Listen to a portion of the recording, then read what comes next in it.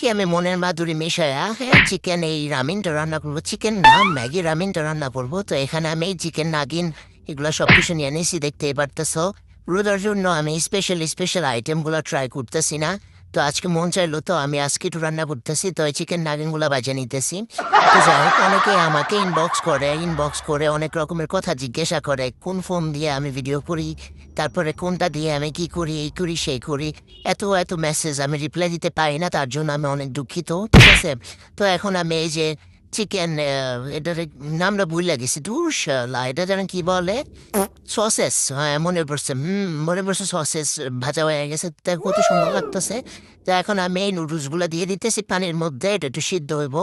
হ্যাঁ, কে কে উল্টাপাল্টা উল্টাপাল্টা রেসিপি রান্না করতেছি, ঠিক আছে। অনেক অনেক রেসিপি আছে, তো এটা আমি একদম আমার নিজস্ব রেসিপি। হ্যাঁ, নুডলসের তরকারি বললেও বলতে পারো, বা রামেন স্পেশাল উল্টাপাল্টা রামেনও বলতে পারো। তো এখন এই যে আমি এখানে মশলা দিয়ে দিতেছি, তারপরে মনে হচ্ছে জাল কম, তা আমি আরেকটু মরিচ দিয়ে দিতেছি।